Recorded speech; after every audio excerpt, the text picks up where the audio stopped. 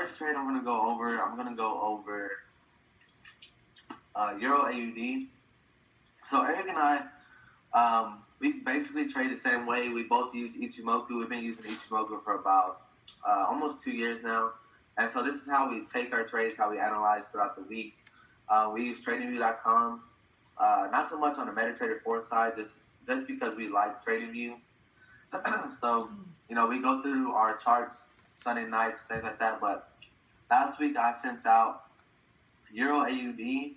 I can't remember exactly what day, but I have my entry point right here, which is this yellow line, right? And so basically, guys, what I was looking at, most of our trades are going to come from the 4-hour time frame, right? 4-hour time frame. So that means that we're going to be in the trades for anywhere from 6 hours, half a day, maybe even 2 days, 3 days at the most. Sometimes our trades are just the market's just really slow during the first couple of days, and we'll see the movement in the next 2 days after we send a trade, something like that, right?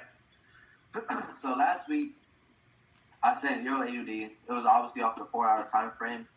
Like I said, we're using Ichimoku, and we have our Ichimoku sessions or our classes recorded on IMO TV. If you guys want to go and actually learn how to trade Ichimoku, how to use Ichimoku itself. But just for the signal purposes, all I was looking for here, guys, was this break of structure, right? So it's pretty simple. We have this low that was made right here, and market bounced back up and hit a resistance area. So when the market was coming back down, we needed to break this previous structure, right? This previous support level. Once we broke this previous support level, it was basically a signal for me to go ahead and go in and take this trade. Our first TP, guys, is always going to be around the 10 to 20 pip range, 10, 15, 20 pips or so. So from the entry point, the first trade is about 15, 20 pips in between there, right? So we hit that basically right off the bat into the next candle. And then we just saw this trade basically just consolidate for 2 or 3 candles, which is fine, and then ultimately just drop. And it hit the second TP at about 60 pips, and it went about 105 pips, 110 pips total, right? And then towards the end of the market, or end of the week for the market, we hit the 105 pips and came back and just consolidated. And then now we just had the market open 4 hours ago, right? So even if you stayed in, we told everyone to close out every single trade last week. Even if you stayed in, you'll still be up about 75 pips or so from this trade. That's basically it, guys. On majority of the trades that we send, it's really going to be pretty simple. We're either going to have a break of structure, a signal that we get from Ichimoku, something like that, either a price pattern, like a double top, a double bottom, something like that, or a break of support like we had here, break of resistance if we're buying, something like that. It's going to be pretty simple. Now, depending on the time that trades take to actually hit the TPs, whether it's 1, 2, 3, 4, whatever it is, we can't control that. It's just how the market is moving at the time. Now, we send basically all of our trades as market executions, right? And so the reason we send all of our trades as market executions is because we want to get in when the market is basically the most volatile and has the most momentum to go our way, right? So you will rarely see us send, buy stops or sell stops. It's going to be majority market execution. And that's because we want to get in at the best price possible, right? So like right here, I saw this break of structure. I wanted this candle to close below. We did, and I went ahead and just sent it as a market execution, sell Euro AUD, right? And so now what we're going to do, guys, is we're going to tell you, once we send out the trade, we're going to tell you guys what chart we're looking at, as in what time frame, and the time frame and entry price. That way you guys can go back in, and even though it's a signal, we still don't want to, go away from actually learning, right? We want you guys to actually learn how to start taking trades for yourself, learn how to count pips, things like that. So we're going to start putting the time frame, the time frame that we took the trade on or that we're looking at this trade at, and then our entry price, right? So that way you guys can go back and look how far the stop loss is, whether it's 40 pips, 50 pips, 55 pips, something like that. We're never going to go too far over 50 pips, right? We're going to stay in between 50 and 60 at basically max. And then our entry price is also going to be helpful for you guys to see how far that first TP is from the entry price, right? So whenever you get in, you can see how far away that TP is from where we got in, right? So that's going to help you guys as well. Let's see. We're going to keep going over some of the trades. You want to go through some of the questions? So something I wanted to add on what Alonzo was saying. So like you said before, we're going to be adding two things: the time frame. So we're either going to say, like you said, we're either going to be on the daily. Majority is going to be 4 hour, and sometimes we'll send a 1 hour, right? So we'll send a 1 hour, majority 4 hour, and sometimes we'll do a daily. So we're going to send you that time frame. But the reason that information is useful is, first of all, so you can know, you can see what we're looking at, right? So you can say, okay, we sent GBP JPY on the 4 hour, right? So whenever you have time, you're able to go on your chart, you're able to go to the 4 hour, right? And so that's a learning purpose for you as far as, okay, what were they looking at to get into this trade? And then you can dissect it from there. On top of that is so that if the trade is going off the 4 hour, we wouldn't want you guys to be going down to the 15-minute or the 5-minute to be looking at price action. Because if we send it on the 4 hour, that means we didn't even look at the 5-minute. We didn't even look at the 15.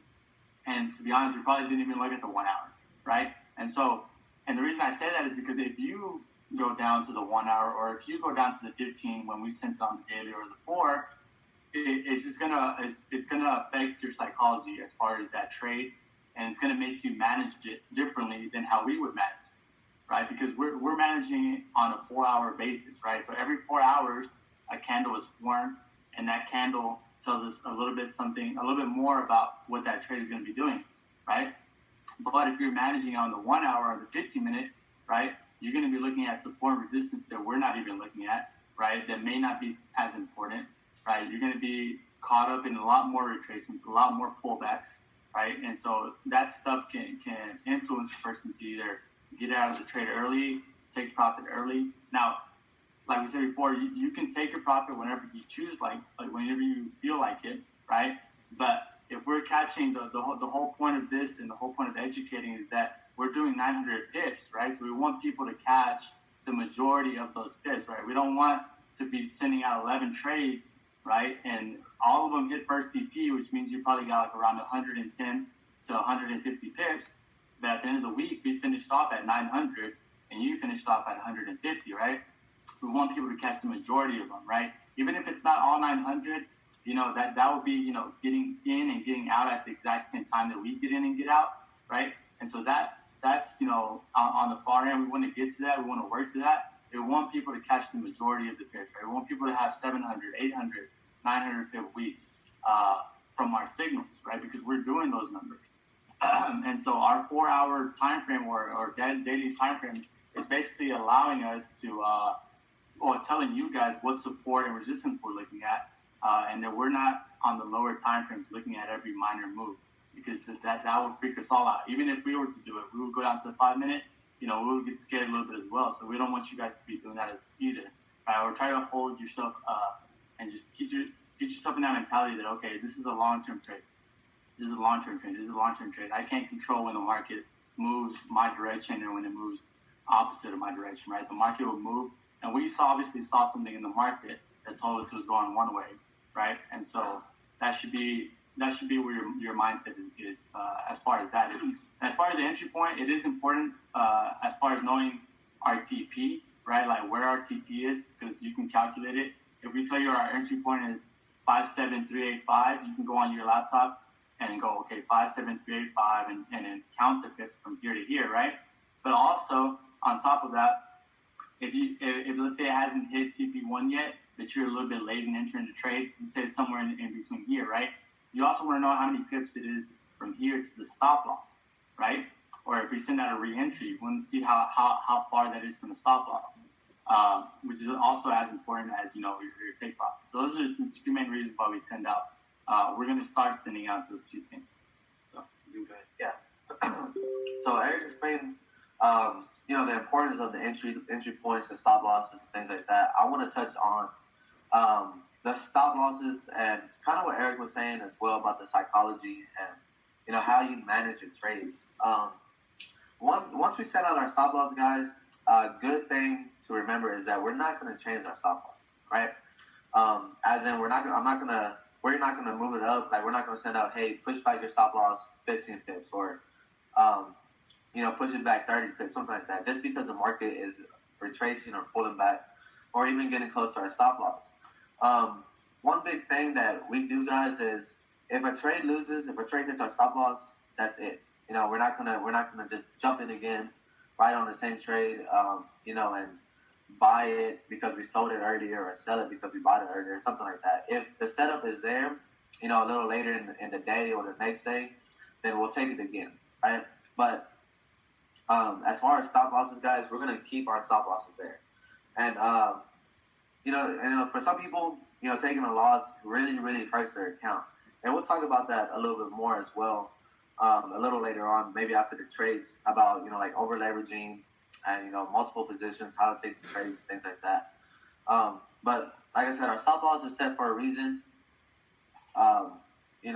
Whether it's 40 pips, 50 pips, 55 pips, our stop loss is going to stay there, right? And so if we take a loss for whatever reason, we haven't really taken many losses, if any, the past month and a half or so.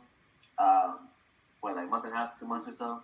We've been hitting like 800 weeks, 900 weeks. This past week we did 780, which have been really, really good weeks, really profitable weeks. And so we've only seen maybe one loss, 1 or 2 losses in this span that we've had, right? So yeah, guys, just reiterating, if we have our stop loss set, that's where it's going to be at. If we take a loss, and we move on. Because if we take 150 pip loss, even if we take 50 pips from the 780, you're still up 730 pips for the week, right? So you're still up. That's still net profit for the week, right? That's after taking that 50 out. So, and that's another thing, guys. We're always going to end the week in profit, like in positive pips. We haven't had a negative pip week, and we've been sending out signals for 9 months now, right? Or 9.5 months. So we haven't had a negative pip week since, right? So let's go ahead and continue with the trades. Like I said, guys, we're going to go over the questions probably after we go over a few more trade setups that we sent out for the week and get all those answered. But I sent out Euro AUD. I also sent out GBP AUD. This was my entry point. I just want to talk a little bit about what happened here. I think some people, we were at Dr. Splitter's house, I think, when we actually sent this trade out. But what was happening, guys, I actually did an analysis on this on our IMO TV channel, on last Tuesday. So what I was looking for was either a break to the upside or a break to the downside, right? Unfortunately, we didn't get this break to the upside. You can see how price was just stagnant here, right? It was just being held here, especially by this flat line of the cloud. And that's just strong resistance that price couldn't break at all. Right, and it kind of came to this level and just consolidated just heavily, and then got pushed down, right? And then I was looking for this downside movement that we actually got. What was it, on Thursday night? No, Wednesday night. We actually got this movement Wednesday night, and so this is my entry point, and I believe this red line was my stop loss. And I remember sitting there and watching this trade move for a good 3-4 hours. Knowing I took this on the 4-hour chart, and so we actually got I forgot, it was somewhere here in this area, and then the candles we were actually down like 30 pips or so. Yeah, exactly, like 30 pips, 33 pips or so, and knowing my stop loss was up here, but I was fine knowing that we took this loss, and we'll just continue on to the next trade. But I just had the setup was too good not to take. We went down 30 pips. We actually got a total of about 65 pips or so out of this trade alone, right? So I believe we hit 2 TPs with this GBP AUD, and then actually was going for the third TP after this gap. But like I said, we closed all of the trades, and we never really hold trades over the weekend unless it's like a swing trade that we might see like on Thursday night, Friday morning, something like that. But we really haven't held trades over the weekend. I think we've only done it maybe once or twice over the entire time we've sent out trades.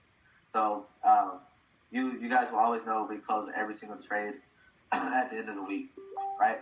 So I mean, this was just a simple setup. It was either going to go up or down since we were in consolidation. I had both of them marked up.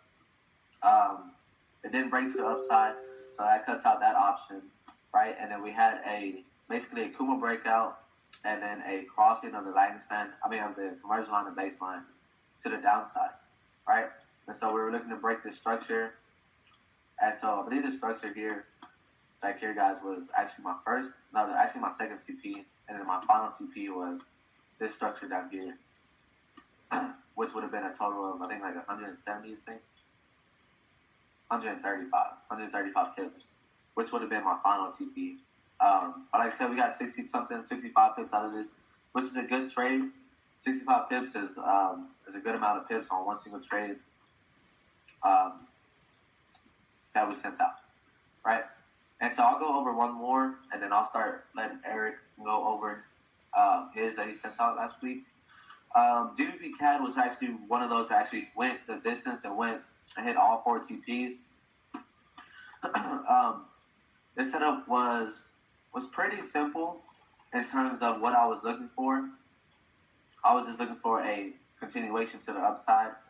And I mean, in its entirety, it was pretty simple to get my TPs, things like that. So obviously that first TP is going to be standard, as in it's not going to move. It's going to be like 10 to 15. So that first TP was there. My second TP was at these wicks back here. And so I was looking for price to come up, and even if we got a retracement in here, which would have been fine, I would have been looking for it to continue to the upside. Third TP, I thought I put it a little below this wick, but I guess I actually put it above this wick. That TP was smashed here, and then my final TP where was below this resistance up here, right? So this purple line was my entry point. This trade actually went the distance at 130 pips. I remember going in on this trade on this candle, and we actually went down like 15 or so. Yeah, we went down like 15, and then that same candle we hit 2 TPs, and then just kept going after that. What I was looking for here, guys, price is above the cloud. Everything is in an uptrend. I was just looking for a price to consolidate, which we had here a bit, and then break a high, which we got, and then I entered, and that's basically everything for this trade. Most of our trades, guys, that you see or that we take are going to be pretty simple, as in it's either going to be, like I said, a break of structure, some kind of candlestick formation or candlestick pattern. That's going to be pretty simple to see, and then we're just going to go as in our TPs, like for support areas, resistance areas, and then take those as our TPs. All right, Alonzo, do me a favor. They'll keep asking, explain a little bit in more detail how you selected your TPs. Oh, the TPs. Okay. The first TP, guys, is, like I said, it's gonna be standard. So do it on like let's say if you were taking an entry point somewhere, like how okay, look, I'll use GZ for example. Let's just say we took GBP-NZD, right? We took GBP-NZD and I entered at this yellow line, right?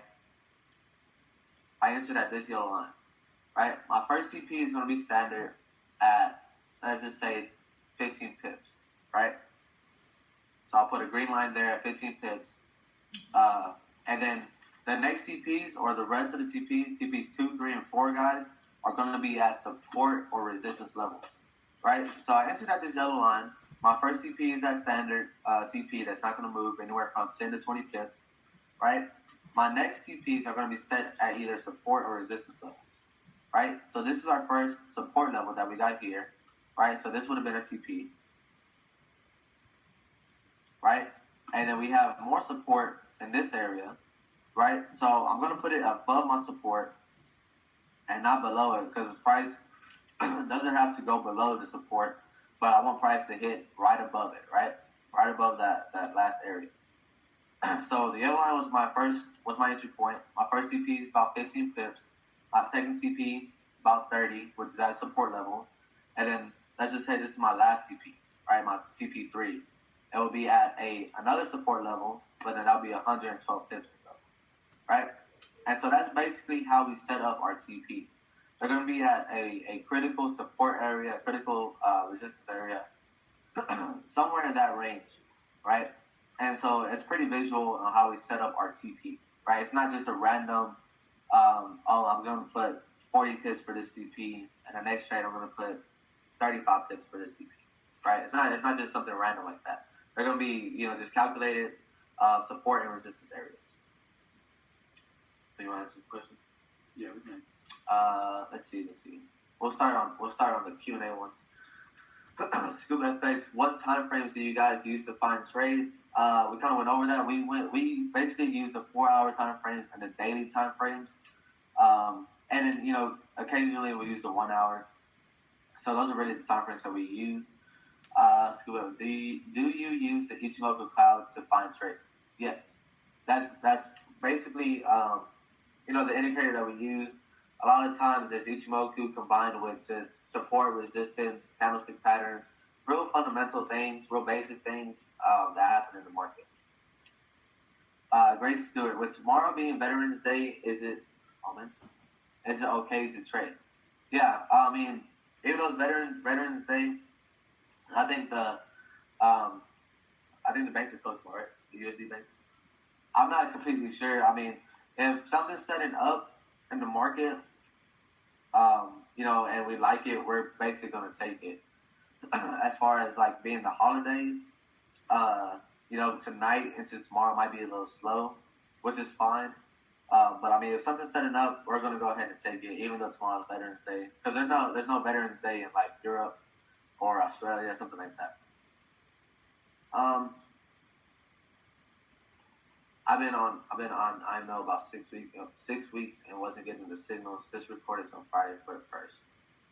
Yeah, I think that's getting back to the people running the signals group. What did they ask, Alonzo? I've been in IML for about 6 weeks and wasn't getting the signals. Just recorded some Friday for the first time. Okay. Or I think it's recorded. I think it's recorded. So I think she's in now. I think it just took a few weeks to get into the season. Also, it's just part of our group, like Steelers group. It's not just like, I don't know. Yeah, the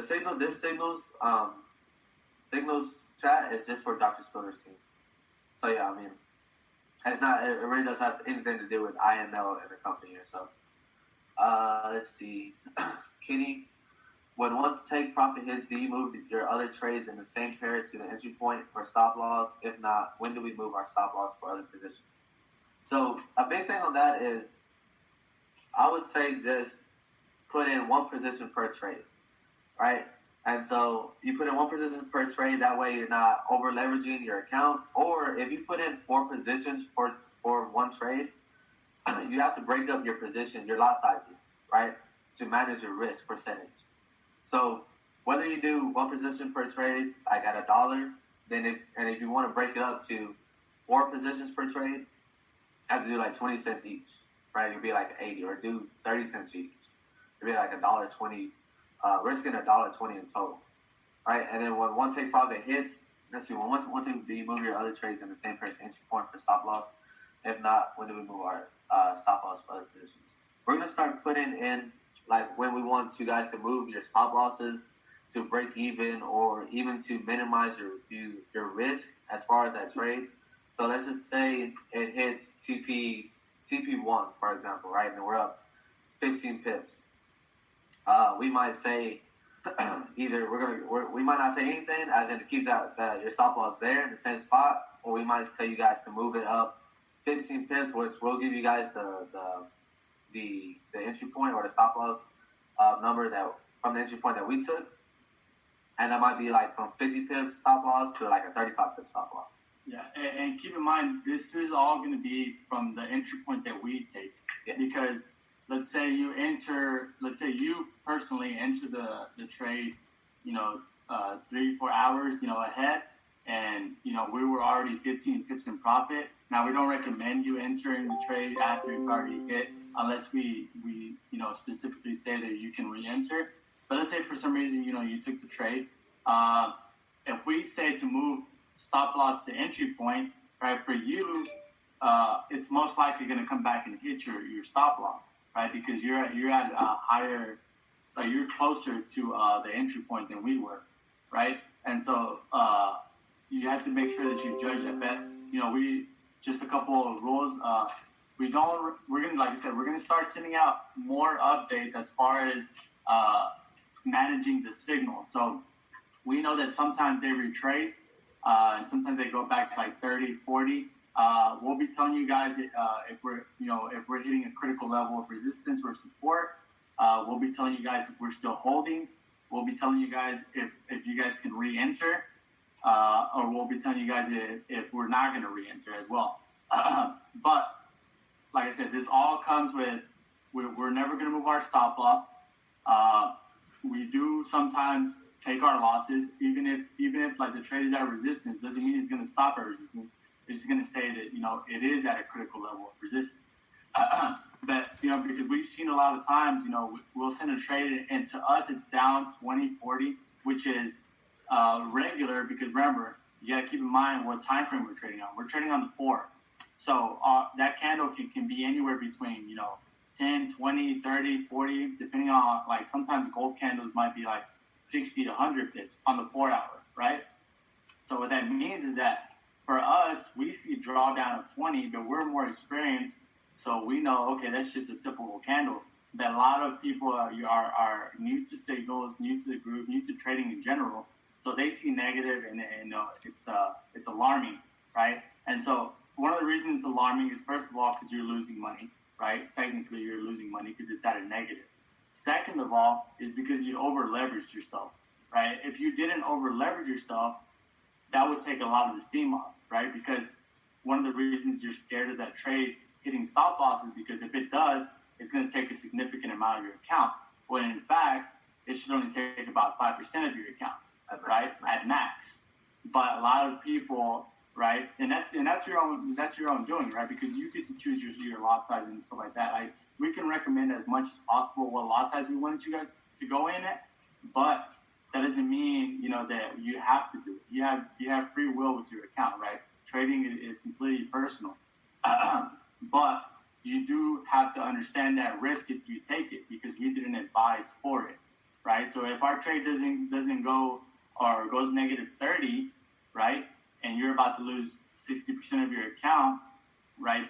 That wasn't, we couldn't have possibly taken into that consideration that you were going to over leverage 60% of your account, right? Because we're going in with the mentality of everybody should risk maximum 5% of their account, right? So if you had $100, right, $100 account, you should only be losing $5 per trade, not per position, per trade, right? Not per position. So what that means is that, because that's also a misconception, right? A lot of people go in at multiple positions and they're risking 5% per position, right? But it's only one trade. Does that make sense? So it should only be 5% per trade. So you gotta make sure that you keep in mind, these are all decisions that a lot of people have to make, right? And so when it comes to stop loss, when it comes to re-entering and managing a trade, we're gonna be a lot more vocal about it. If we're hitting a strong support, a strong resistance,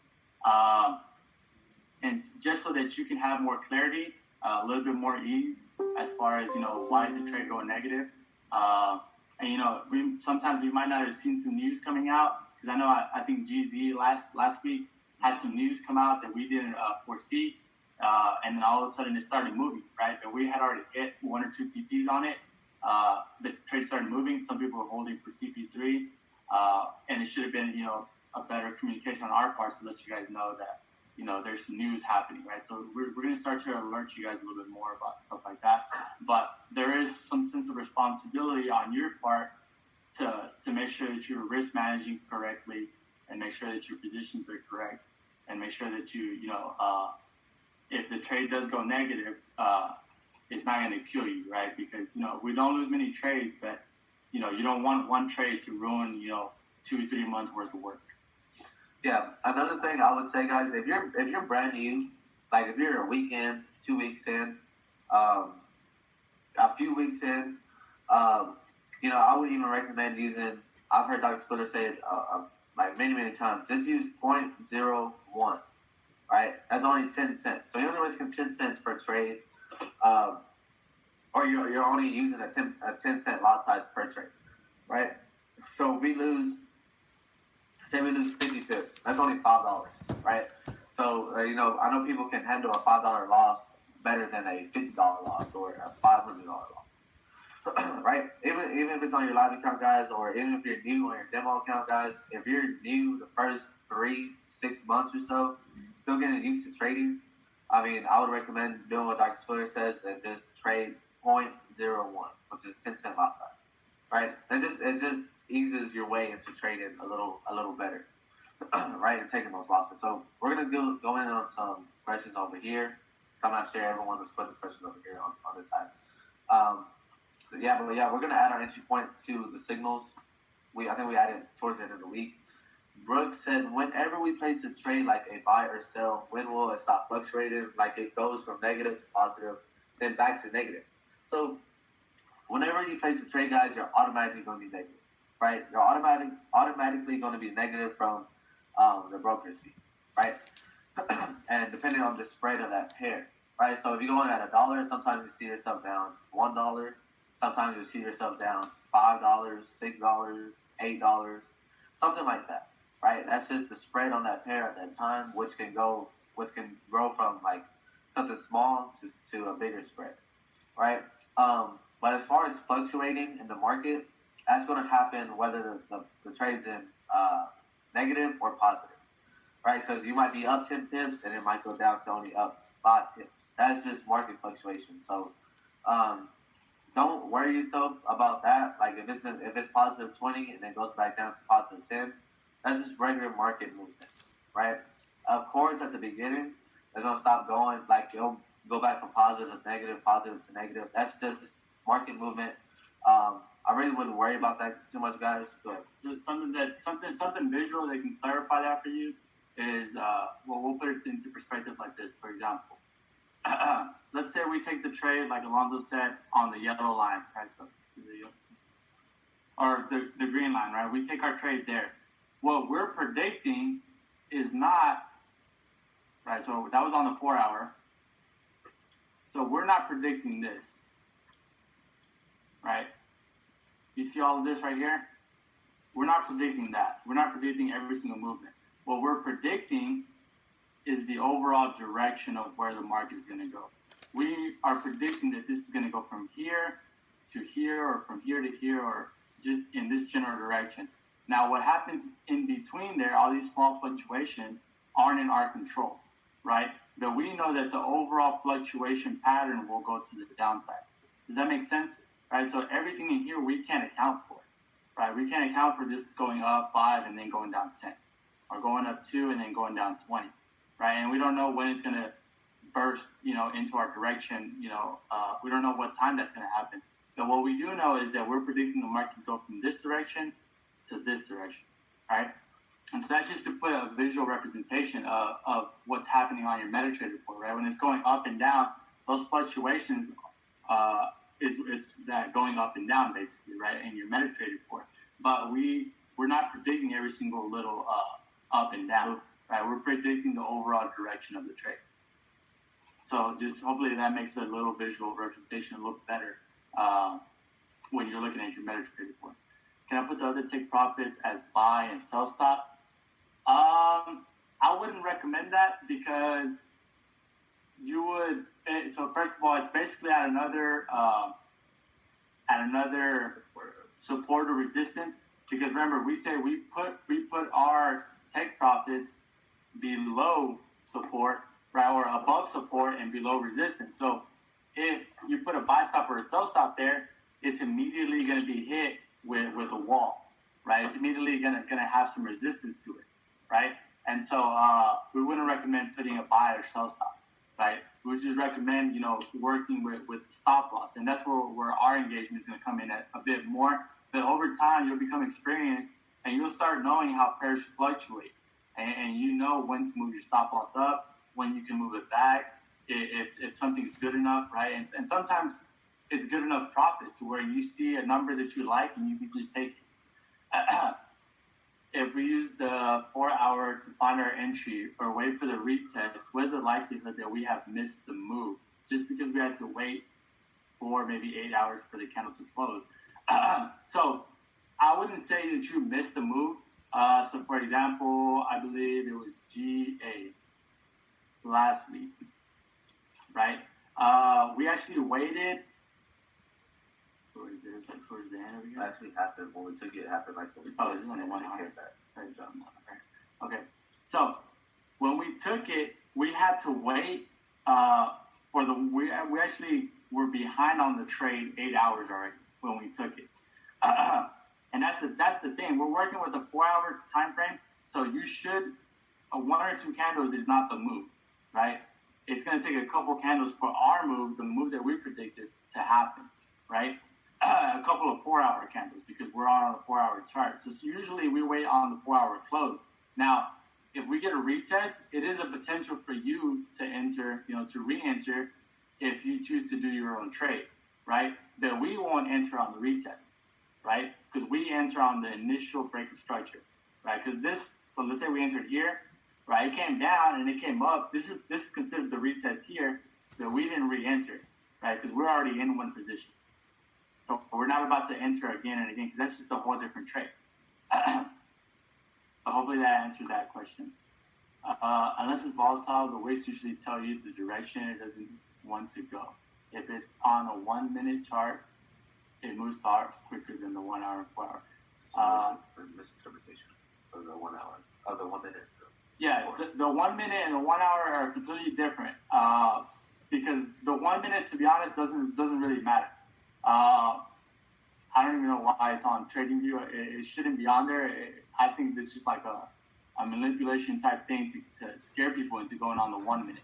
The 1 minute, you should never be on the 1 minute unless you're looking for I still don't recommend it at all. But it's going to move really, really quick and it's constantly going to wait. And yes, you are technically correct. And as far as it doesn't tell you the direction it wants to go, I wouldn't phrase it like that. I would call it rejection. But just because it rejects it at that moment doesn't mean that later on in the future it's gonna still be a rejection candle. For example, let's say here, right? Initially on the 4 hour, we rejected the downside, right? We rejected it. But then price came up, fluctuated a little bit, and when it came in and tested it the second time, we didn't reject it anymore. We actually broke through it. And now we're rejecting the upside and looking for downside, right? So just because the initial move, maybe 3, 4, 5 hours candles earlier, we're rejecting the downside, doesn't mean the market can't change its mind and now accept the downside, right? And that's the thing. You have to be open-minded when you're trading, right? The market can tell you one thing and then literally the next couple candles is telling you the opposite, right? You got to be able to see those signs. You want to go ahead and send those more? Yeah, so I'll do my trades, the trades that I did this weekend, this past week. So I sent out the gold trade earlier in the week on the 1 hour. So let me get those exact numbers for you. Can you write them down? Yeah. So the entry point was 1231.50. So I'm gonna do all the entry points on the yellow line, 1231.50. And our first TP was 1229. And then I'll do all the TPs at green lines, 1229.85. And then second one was 1227. And then just give me the last one. And the last one was 1217. All right. So the initial trade happened up here. This is on the 1 hour. So I took this one on the 1 hour, and it's a little example of how we can fluctuate through time frames and still find trade ideas. Right. So I found this on the 1 hour. So basically, we had been on a long run the week prior to, right? A long bullish run. And if you guys haven't learned yet, I recommend you guys either go on an educator's channel. Sometimes we go on it, like market structure, price action, and we'll teach on that. Now, we don't teach on that weekly because it's not our specialty. Our specialty is Ichimoku. But there's definitely educators, definitely stuff out there for that. Market structure, price action, market cycles, right? So uptrends, corrections, retracements, and how those work, right? So basically, we had a strong uptrend, and then we started a correction, right? And a correction is basically a move of either a counter trend move or a move of just sideways movement, right? So somewhere in here, actually, it was in here. We started going sideways movement, so we were in between a support and a resistance. And all I was doing was just waiting for a break of it, right? It was either going to brace the upside and continue the uptrend, or brace the downside and continue the downtrend, right? So it was in here. And so market came into this area, and then we actually broke somewhere in here. I actually sent the trade out. I believe it was on this red candle here. We broke, and it went to the downside, and we wigged our first TP, and we wigged our second TP, right? And now later on in the week, we actually went on to fulfill the rest of it. But by that time, we had already came back up and hit stop, and then went back down. Now, we were looking for a re-entry on, Thursday night? Thursday night, we were looking for a re-entry, and we got our setup. We just didn't send it out. I think we had too many trades open, so we just didn't want to send it out. But we're looking for that re-entry somewhere in this area to drop again. But you can see how overall I had the right idea for the beginning of the week as far as how far it would have gone. We just had a little bit more movement, a little bit more manipulation here than we would have liked to before dropping. But it was very simple, just a brief moment of correction, consolidation, followed by a break. And then I expected this to go to the downside, but actually just came up with it. Eric, got a quick question for you. Looking at that trade, when it wicked TP2, and you see the candlestick pattern right after that wick, how the doji came out, you had that bullish momentum candle that took place after that. Yeah. You see something like that, could you go over why something like that was an indicator that this trade was going to go back in the opposite direction just from that doji? That long that we have there. Could you go over that? Because there are going to be people who are watching the chart and see it TP2 and they see this massive pullback. I mean, what does that say to you in a situation like that when you see that massive pullback? So, thank you guys, Claire. I'll go ahead and elaborate a little more on that. So, what he was talking about was basically this candle right here, this specific candle that wicked our TP, was at that critical support level that I had put our TP at, right? So it wicked our TP, and then it went the opposite way, and we had a doji, which is basically an indecision candle, and it could be considered a rejection candle depending on what the candle after it is, right? And so the candle after was a bullish momentum candle, right? So it went to the upside, which would tell us that there's bullish movement ahead, right? But the reason I decided to stay in on this trade is because if my initial prediction of this trade should go all the way to 1217 was correct, then this would have only been a fluctuation, right? It wouldn't have been a full move to the upside. Now, this, I've hardly seen this happen. It's definitely manipulation as far as the market coming down, go up, down like this. I've never seen that really happen. It almost never happens. So this was just unfortunate that we were in that. But usually it's just a fluctuation like this. So if I draw it along, if I'm drawing along like this, you can see how it would have gone like this. That's how the market should have gone, right? Eventually, it ended up breaking to the upside. But yes, that can be considered rejection. And so for those of you guys that would have been in TP2 and they wicked it, and then you saw that afterwards, you could have made a personal decision to say, okay, I'm going to exit this trade here, right? Regardless of if it goes down to 1217 or not, right? I would exit this trade here, and I'll be comfortable with my profit. First of all, because it was about 50 pips of profit, but the second of all, I would be proud that I was able to recognize that, even if it goes my way or not, right? And that's a big psychological thing, is that people don't. It's just a fear of missing out, right? If you get out too early, you may miss out on the rest of the pips. If you don't get out, price can go the other way, right? And that's the thing. That's the mentality that you have to get out of, right? No matter if you catch the remainder of those pips, no matter if you get out too early and it hits the other way, you have to be comfortable with your decision. Now, we're not talking about the first TP though, right? Because first TP almost always gets hit. So if you get out then, that's just kind of like an easy way out, right? You're kind of just constantly getting out at 10, 10, 10, 10, 10. Even though the majority of our trades can go 30, 40, something like that, right? So, but that's the inner like battle that a lot of people have. It's just that if I get out here, I could miss the remainder of the profit. But if I don't, it could go up and hit stop loss. Whatever the choice that you make, you have to be comfortable. But I mean, that's what I would say about that doji, that exhaustion kind of. Yeah, you want to go over one more? Thank you so much, Eric. Thank you so much, Eric. I appreciate that, man. No problem, brother. So now we're gonna go over GPP JPY. I sent this one at on a 4 hour. We sent this one on what was it, Thursday? Thursday night. Yeah, Thursday night.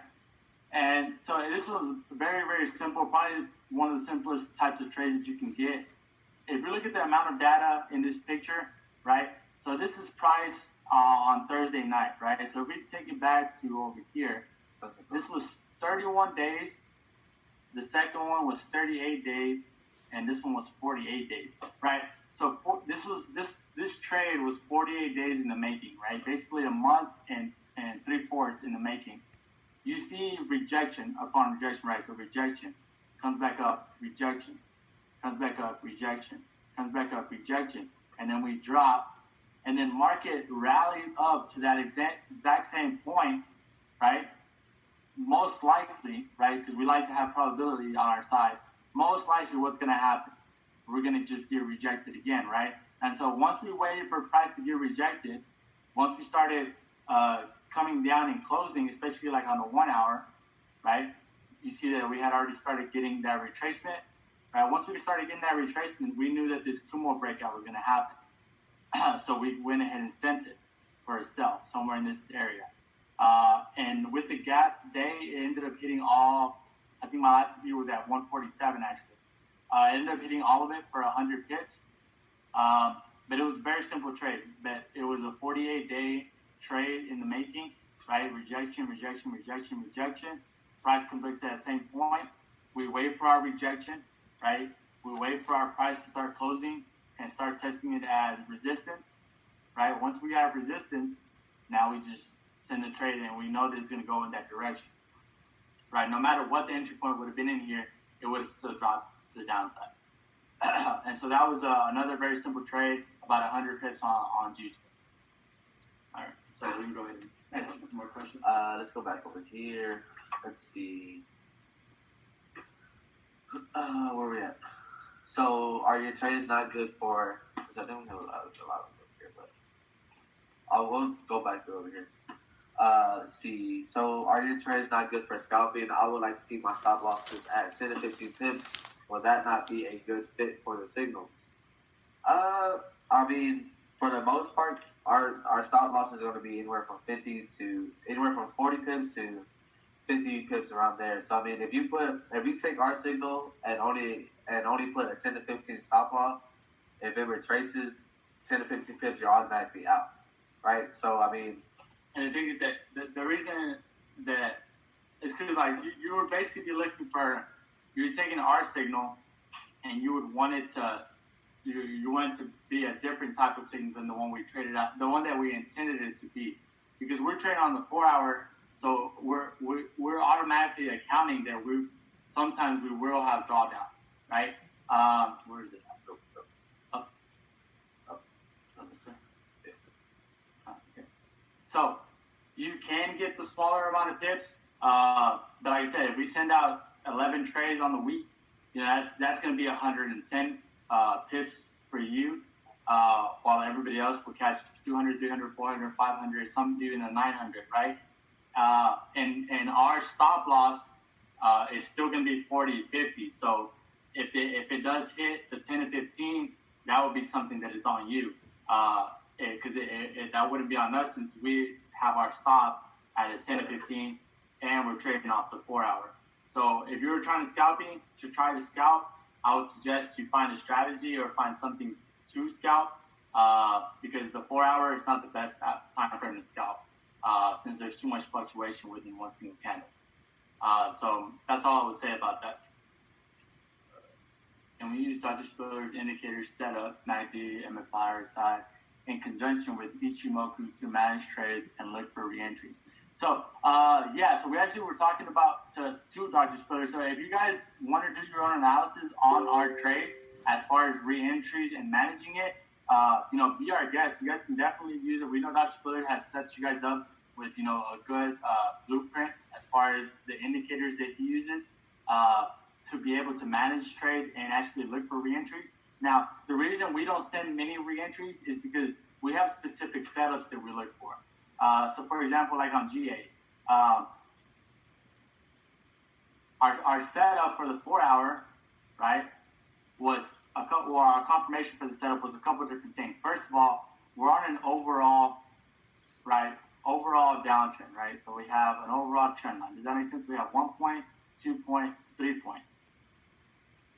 Right, so this is a correction, so we're going to draw a counter trend line, which means once our bottom trend line breaks, we should have our moves start going to the downside. So counter trend line gets broken here. The top of the trend line has a touch, and we have our conversion going up and then down, right?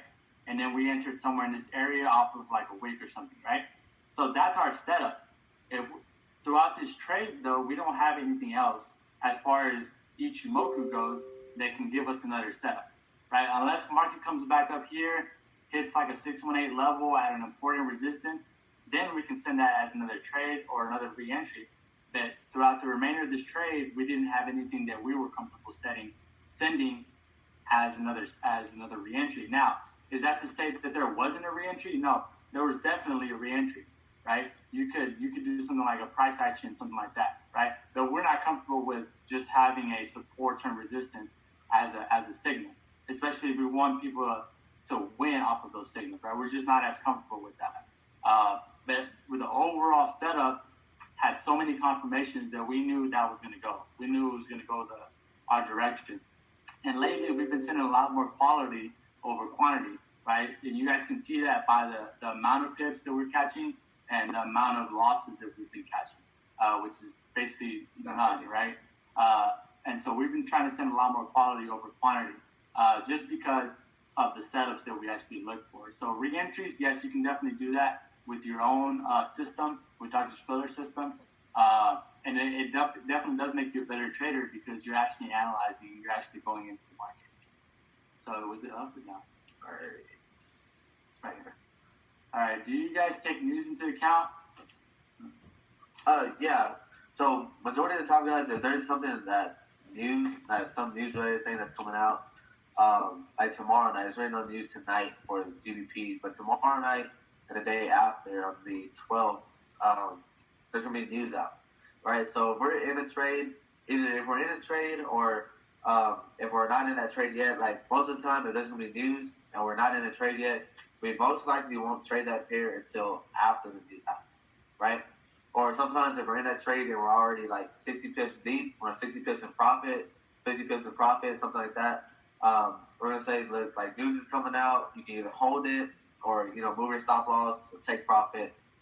Give you guys some options that you can take, knowing that news is going to come out, right? Because with news, we really don't know. No one can really predict. I mean, unless you study, like actually go back and study, like diligently what the news, what each news event does to price or to the pair. I mean, we personally can't say, guys, if news is going to push the price up or price down, right? So we're going to be telling you guys, I'll give you guys options on what to do with that. If news is coming out, what times are Ichimoku sessions? We're on IMO TV on the crypto side, Mondays, Tuesdays, and Wednesdays at 4 p.m. Central Standard Time, right? Every week. You guys use trailing stop losses to get the 900 pips. Yeah, but yes and no. It's not a trailing stop loss as in 15 well, not like that. Like a MetaTrader 4. So a MetaTrader 4, if it goes up, let's say if you put a trading stop loss at 25 pips, every time market goes up 15, your stop loss is going to go up 15, right? It's going to go along with it, right? We don't use a trading stop loss like that. We use a trading stop loss as far as like once we're in profit 40, 50, we'll move it to break even, right? And then if we end up catching the remainder of the 100, we'll move it to 50, 60, right?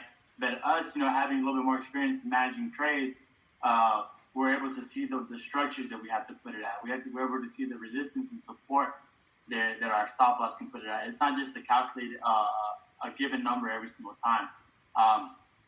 You have to work towards that as far as what number is okay for you to actually put a trading stop loss at. And also our psychology is a lot better as far as, if it does hit break even, we know that there's a lot more trades set up throughout the week and we're not looking to re-enter anything like that. And so there's a lot of things that come with a trading stop loss. But yeah, we don't use a continuous one, but we do move our stop for our trades. Yeah, and we're also guys gonna be more vocal, like in the communication aspect. With you guys in the signal channel, or like, okay, move it here, or don't move it here, or hold the trade, whatever it may be, guys. We're gonna be more vocal, throughout the weeks, coming up and things like that, as far as trades. So can you give more details about how you choose how to enter? Do you turn on these reports? So yeah, I think I utilize that here on the GA trade. So we do use trend lines. The reason we don't draw them all the time is because we know the trend line is there, right? Because we've seen so many charts that we know that these points, just by looking at them, that they're connected, right? So it doesn't always have to be something that you draw on there, because we try. Even though a lot of people say, Ichimoku looks clustering, looks like you have a lot of stuff on there, to us, it's always been fluent. It's always been Ichimoku and price together, and that's always how we've seen the charts. And so our trend lines and boxes all over the place and lines all over the place, that's our idea of getting clustered, right? So we like to keep everything visual. But yes, we do take into consideration trend lines like this, counter trend lines, support and resistance, If for you visually it makes more sense to have it on there, that's fine. But in my mind, I'm able to see this, and I know that level is there. But yeah, we do take those kinds of things into account. When entering a trade, do you twin trade for the extra TPs, or do you wait for retracement for extra TPs? We don't twin trade, and we don't wait for the retracement to enter again. What's your rate of hitting all your TPs? So if we're looking at, let's say for example, the past month, it's been a higher rate because we've been catching a lot more pips, which means a lot more of our trades have hit plus 100. So last week was 1, 2, 3, 4. 4 of our trades hit all of our TPs. I would say 1, 2, 63, 4, 5. So 4 hit all TPs. 6 of them. No. Yeah. 6 of them hit TP2 or more, and there was only 1 that only hit 1 TP. So it was only GBP CHF that hit TP1, but the rest of them hit TP2 or more. So yeah. Do you just look for wave harmonic patterns or just breaker structures? We don't do waves or harmonic patterns. It's breaker structure along with trend. Just the momentum of trend the and momentum of market, yeah. Going back to your statement about not changing your stop loss, are you moving your stop loss up after hitting each GP? If so, how shallow or deep are you moving your stop loss in order to not get stopped out prematurely? So we don't move our stop loss every time we hit a TP, because, for example, like we said, you have to take into account other variables such as time frame. If we're on the 4-hour time frame, a 0 to 20 pip fluctuation is normal, right? So if immediately after hitting TP1 we move our stop loss, it doesn't matter if the trade continues to go. It's going to hit our stop loss. It's going to hit it at break even. So it's about breaking levels that are important. So for example, let's just take a wave, for example, right? So let's say this is the natural rhythm of a market, right? Let's say our TP1, our entries here, right? Entries here. our TP1 is going to be at this support, right?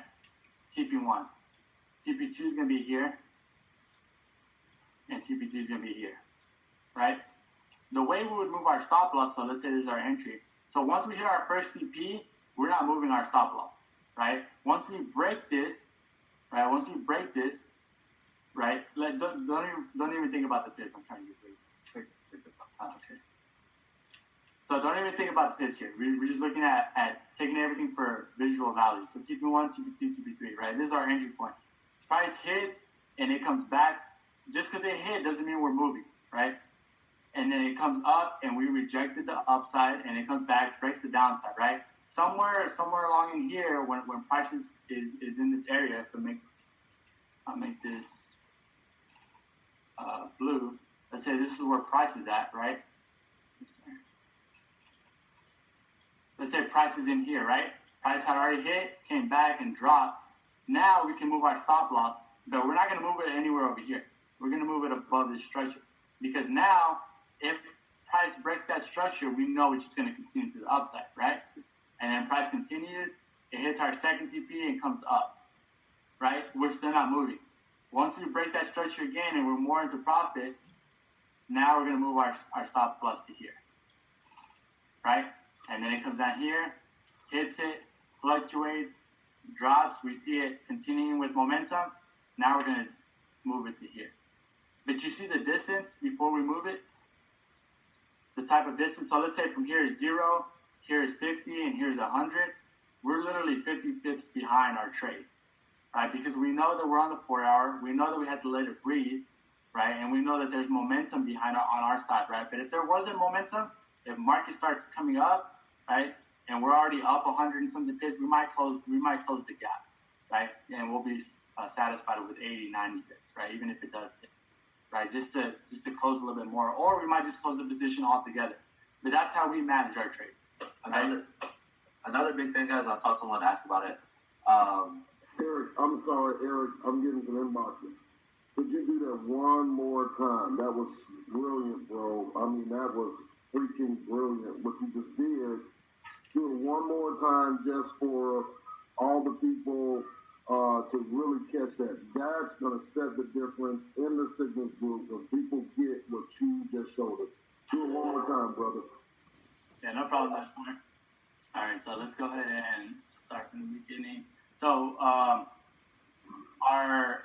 blue line is our price point. So this is our entry, and each one of these yellow boxes is a TP, right? So we're not going to put into perspective the amount of pips or anything like that, right? So let's say from type in 0, so 0 pips, yeah. 0 pips? Yeah, 0 pips. And then we type in 50. And then we type in 100. Right? So these are prices. So when price gets to those certain points, we know how many pips we're up, right? So let's say our initial stop loss is up here. How we manage our trades, right? This is how we manage our trades because this is how we've always seen it as far as not being too focused on okay, is it going to come back and hit? And also being secure enough that we know whenever we do move our stop loss, it's at a secure enough spot to where it's basically a niche trade, right? So we can basically count that as like, okay, we know it's secure, we know it's safe.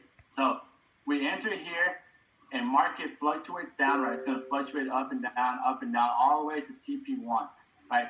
Once it hits TP1, we see a lot of people automatically either getting out or automatically moving this stop loss to break even.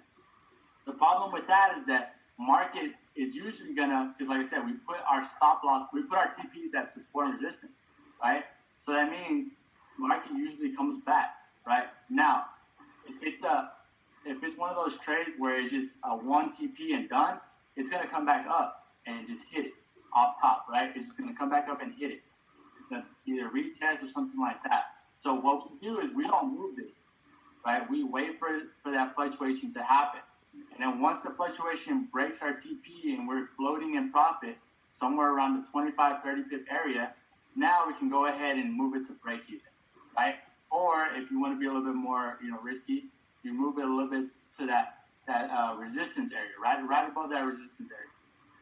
And market's fluctuating in profit, 30, 40, 50 pips. And it comes down, hits our second TP, but guess what? We don't move it, right? We don't move our stop loss. We leave that there.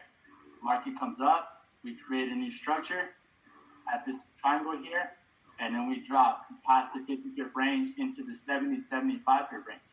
But look at the difference. We're at the 75 pip range, right? 70, 75 pip range, and our stop loss is still at 15, right? 15, 10.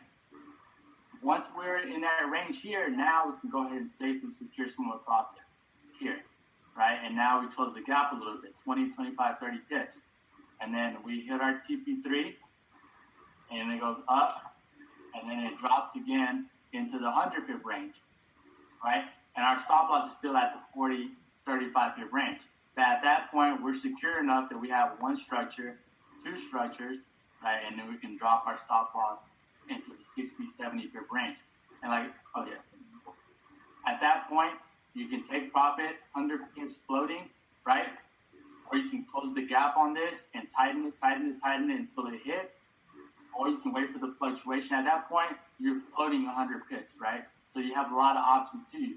But that's a one way that you're able to manage the trade throughout that long process. Because remember, we're on the 4 hour, so it's going to do this, right? It's going to do this. But if you're looking at the lower time frames doing this, you're going to hit it. You're going to hit the stop loss all the time. And so that's how we would manage our trades, and that's how we encourage you guys to manage your trades. But you just have to be okay with the psychological factor of leaving a stop loss or letting a trade run, because that's just the biggest part of it. So, anything on that? No, you good, Dr. Spilling? That was perfect, bro. That was perfect. Absolutely. Thank y'all so much. Oh, yeah, no problem. Another thing I'm going to touch on, someone said anything over here about taking partial profits. That's another thing that you can do, guys, when trying to secure profit. Moving your stop loss, like Eric explained just a while ago.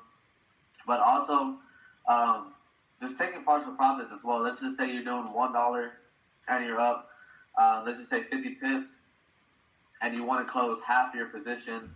So you go and into your MetaTrader 4 and just close out 50 cents, right? So you close out $25, right? Something like that, guys. Taking partial profits, and I'm sure we can, like do a training or something about that on how to use your MetaTrader 4 and take partial profits. So that can also help you guys secure more pips and, just stay in the trades longer as well. Let's see. Can you clarify what RTP should be? T? Let's say he wants to understand. So with that structure, say that move down was been 3-4 hours of a candle. I don't know. That's a question. Should all TPs be entered at the same time as you point, or should the next TP be entered after the previous TP?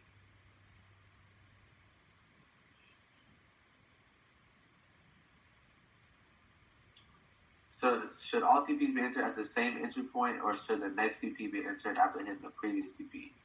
I'm not sure he's asking like entering a whole new trade. Yeah, it depends on the position. So we don't recommend entering a new trade once one TP is hit.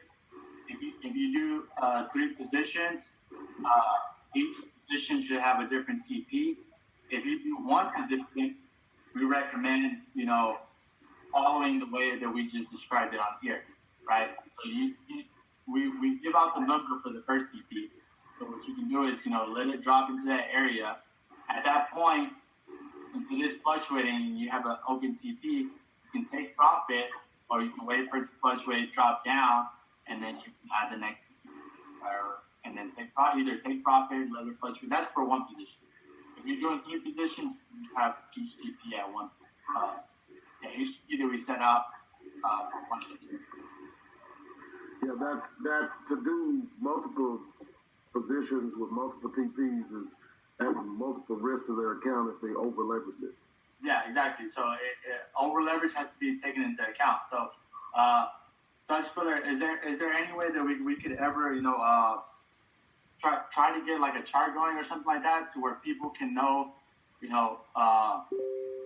how much 5% of their account is, like maybe just like type in a number, like whatever their account size is, and they'll give them what they can risk, and so that way they're able to. Yeah, let's get Tanisha. Could you do that for me? So I'm working on a chart. Eric and Alonzo, I want y'all to get with Tanisha. Okay.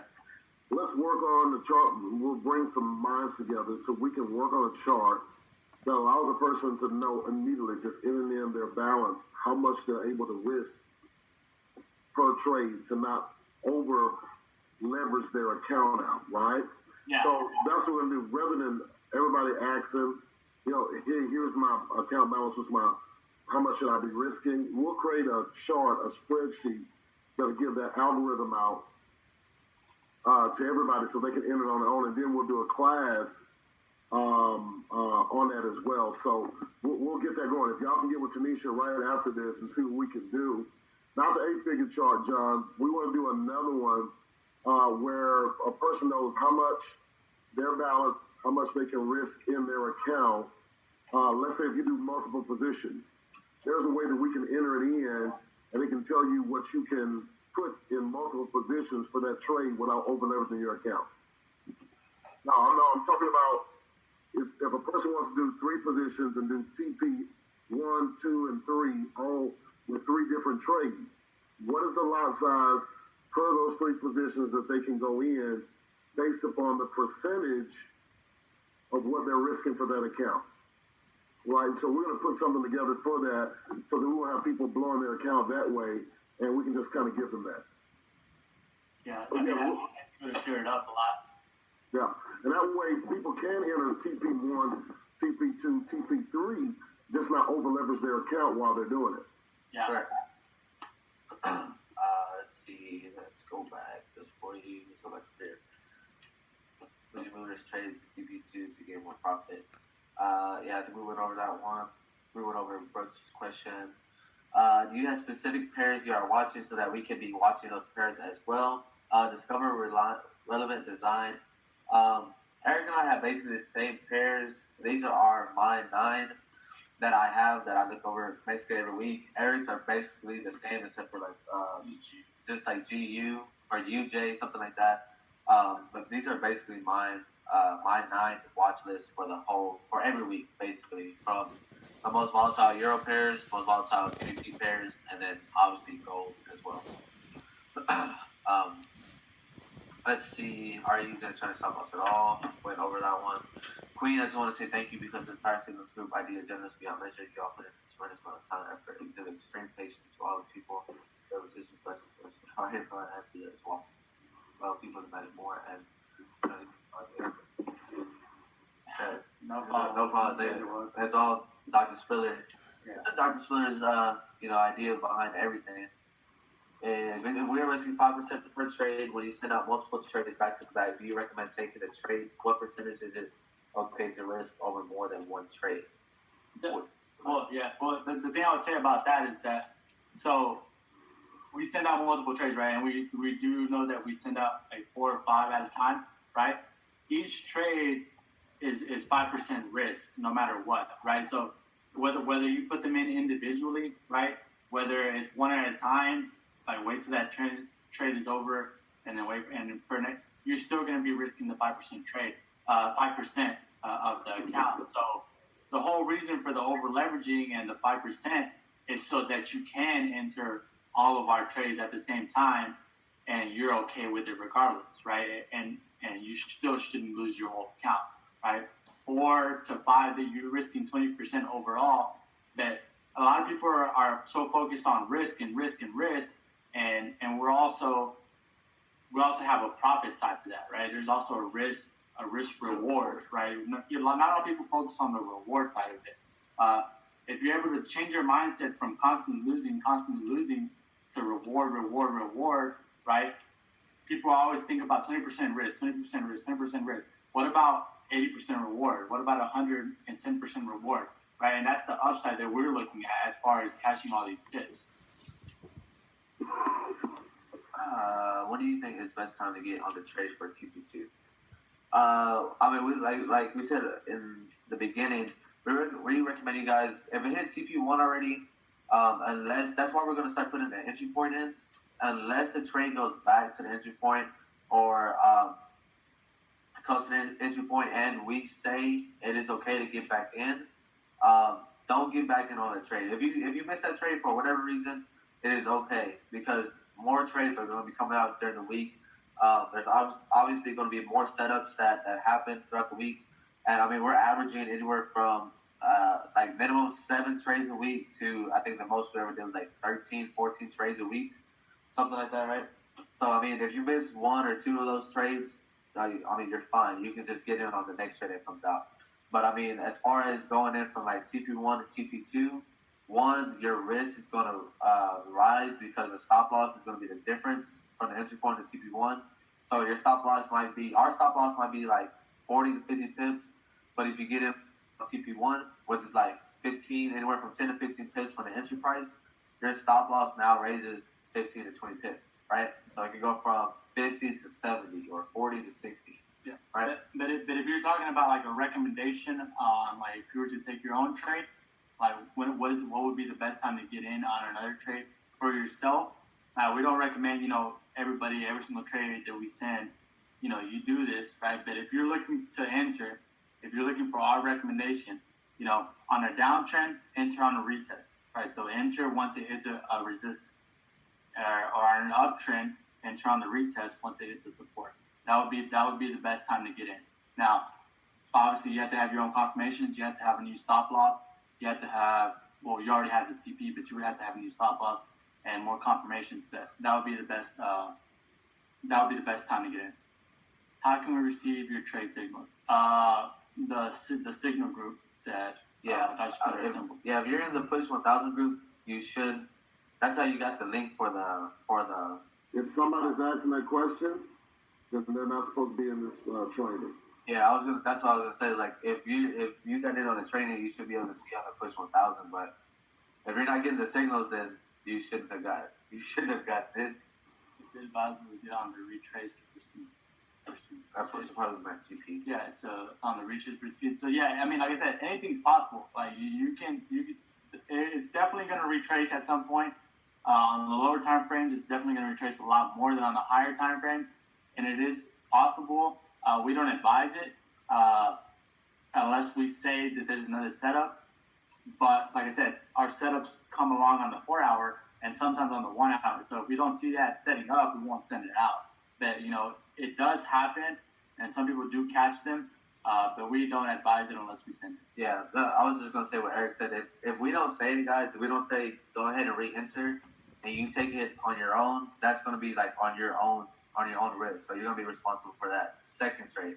So if that second trade that you put in by yourself goes in negative 50 pips or whatever, or 60 pips, and you take that loss, that's because you re-entered and we didn't resend it, right? Oh, so are you seeing someone's pushing? Yeah, that's what I'm talking about.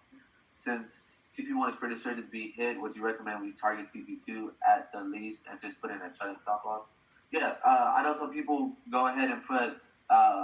Some people, put in 2 positions automatically and let that first TP get hit and basically have secured those 10 pips automatically, 10, 15, whatever it may be, and then just have their second position run into TP2.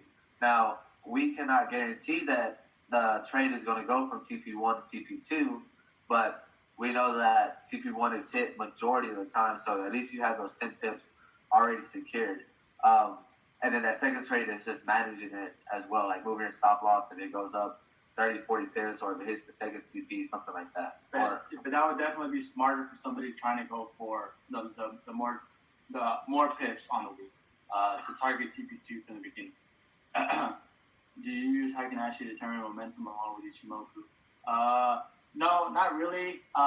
We determine momentum by the breakup structure because, like we said, if we do break a structure and we do completely break it, and if you see a retest, to us that's candles and that's price telling us the momentum, as opposed to having an indicator or having a tool that tells us the momentum.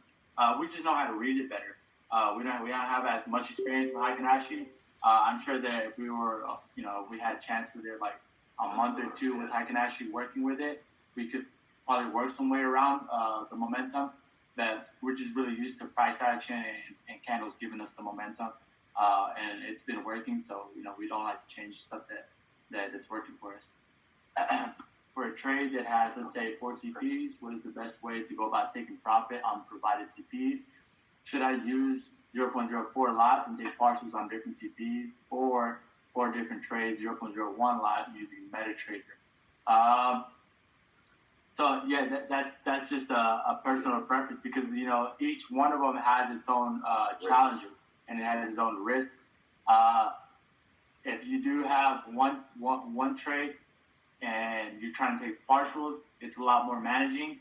If you have 4 trades, it's not as much managing, but you're not guaranteeing that all 4 of them are going to get hit. As opposed with the one position, you can close that out in profit anytime you wish to. And so that's a personal decision. I would say the beginner thing is to do the 4 different trades. As long as your risk is correct, it should be good. The more advanced way would be to do one position and manage it throughout the duration. Yeah. Let's go back over here to the chat for the regular chat. I might have missed this question. Can you send out your entry so we have an idea of where we are late to the trade? Yeah, we're going to start sending out the entry point. I said the entry point and the time frame that we're looking at the trade, so you guys can see how big the stop loss is, how far away the TPs are, and things like that. Jamal, where did you send your trades? We send our trades in a Push 1000 Telegram channel, and so that's where we send our trades. But yeah, you should be able to see, or you should be. 6 minutes, we're gonna bring it to a close, guys. Okay. You want to just keep answering questions? Yeah, we'll just. Sorry, lessons, but we'll just keep answering questions for the remainder of the time. Let's see. Let's look at that. Okay. Let's see, Robert and Quinn, thank you guys so much. We appreciate you guys. Very for you guys with sessions from this. Thanks, Robert and Quinn. As in our IMO TV sessions, we're gonna keep those on Mondays, Tuesdays, and Wednesdays. That's just a better time just for us, in terms of just our schedules during the week. But this, I believe, is going to be every week. We're going to start reviewing our trades for the week and things like that. Tamika, very informative. This was very helpful. I was thinking, I was also thinking you were selecting the trades on a 1 hour